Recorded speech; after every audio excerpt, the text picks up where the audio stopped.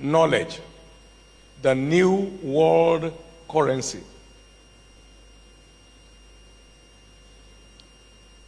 I looked at it from the car and I said, it's not new. It's only been discovered. Knowledge has been the ancient world currency, and civilization always traces, investment in knowledge all through history. But because this part of the world is has thought that getting a degree equals being educated. No. Being current is what makes an educated person. You are certificated with degrees, but you are educated with current knowledge. And that's a lot of effort. That's you drilling yourself into the things you are doing. Can you get this for me?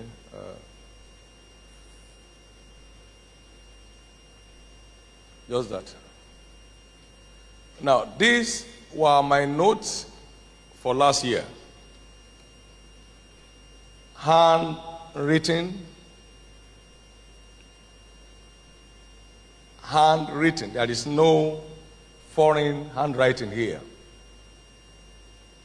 In spite of my schedule, we finished on Sunday. I was up in Abuja for some very important meetings with government people, and then came back yesterday on my way today to Malawi, coming back to be in some other meetings here, and wake up on Sunday morning. He said, but how do you get time to read? Somebody asked me years ago. I said, how do you get time to eat? No busy man will say he has no time to eat. No man with genuine taste for knowledge will lack time to learn. So I read daily and I write daily. These were last year's notes, and that's why I kept saying the books that will roll out of my table will be far more in volume than what I end up writing in my lifetime. I've maintained this culture for years, so I can pull out for you my note of 1982, 1984. Now, already typed and, stacked up in discs and all that stuff, so it can be preserved. But I chose to bring this because it's handwritten. This is for last year. Handwritten, so the secretary picks it up one by one to type whatever he wants to type. He has some of them with him now, which are not part of what we have brought. Peak learners are the ones that end up in the top ranks of life. So sit up and understand that what we are going through now is nothing but to help you form a culture that creates a future. To form a culture that creates a future. Thank you. We were going to start Covenant University, and then we wanted something special, something unique, something that will last.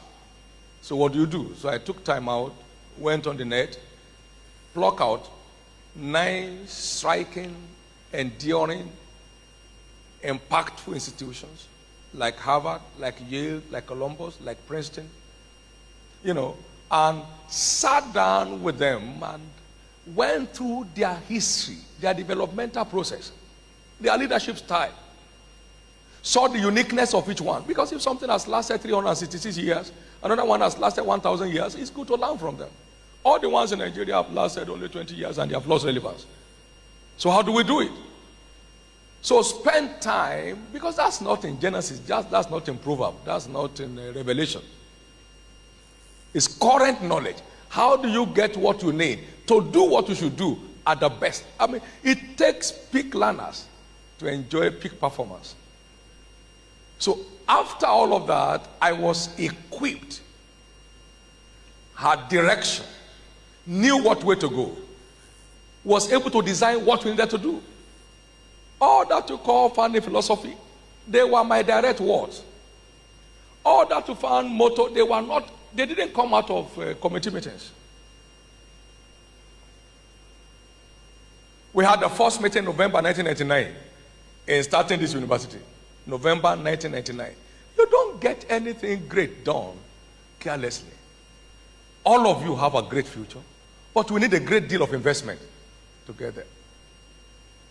My prayer is that this TTG program will initiate you into the peak learners platform, so that all through your life you won't approach any venture on common knowledge, common sense. Common sense will end up giving common results.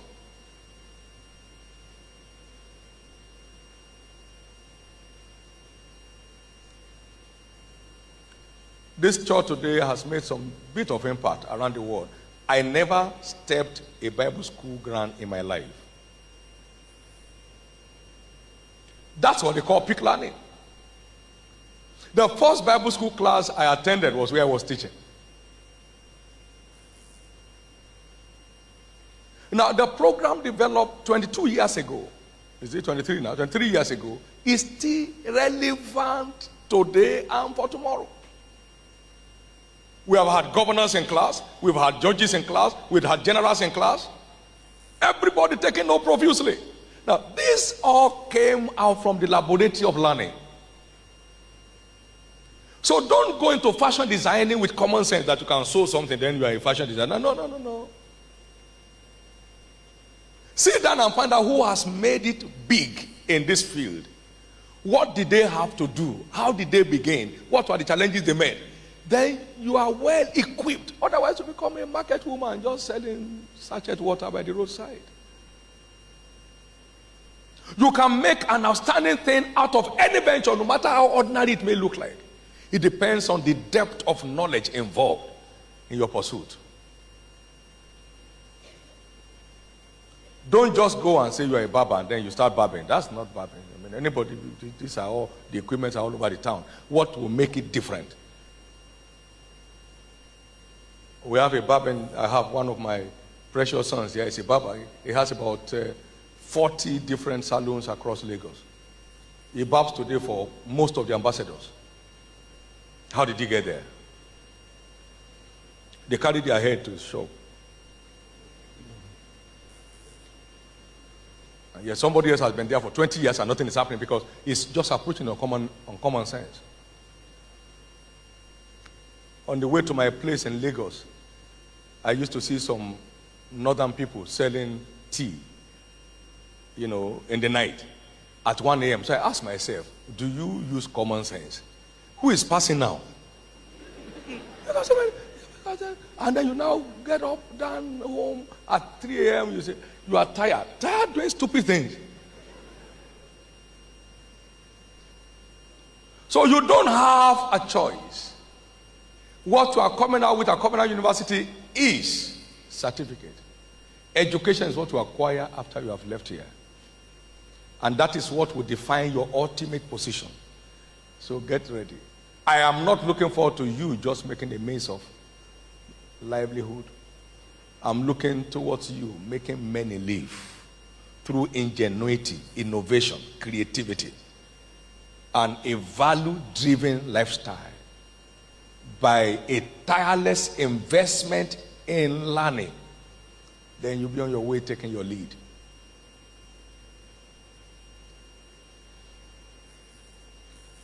Today I'm privileged to address a number of issues for the nation because I've read a number of things about all the past leaders. All of them.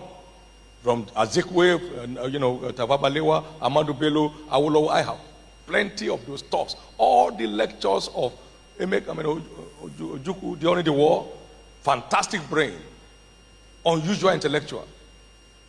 That will make a professor emeritus anywhere. He was emotionally profound. All those lectures were given off papers. And you can't imagine the content involved in that. Today I speak to all militant group leaders in the country. Say, hey, come in here. Let's look at it. You can't keep on doing this. If you keep on doing this, this is what we end up. This is where you end up. This is what the suffering will be like. It's important for you to know there is nothing you will get out of life except by the power of knowledge. So wake up and wake up. I've said across the nations, you are either building a library or you are building a mortuary without knowing. You are either building a library or you are building a mortuary without knowing. You are either building a library or you are building a mortuary without knowing. I started buying books since I was 20. And I'm sure a number of you are 20 already.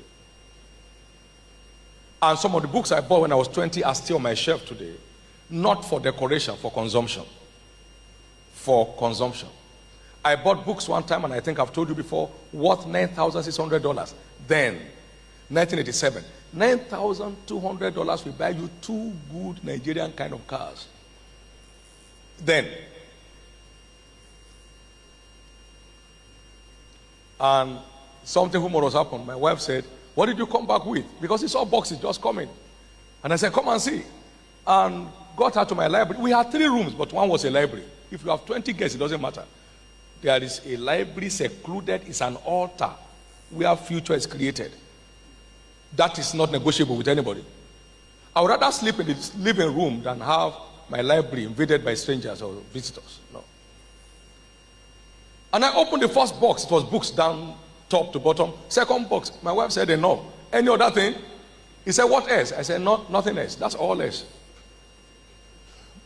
Then I answered.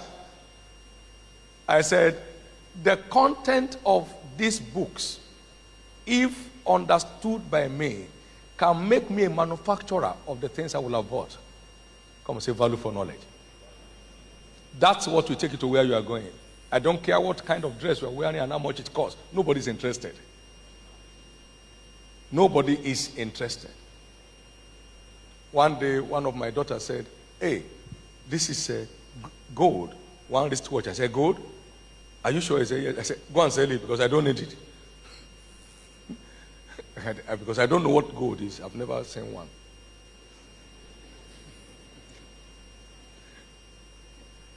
It's so interesting for you to order your priorities as you live here.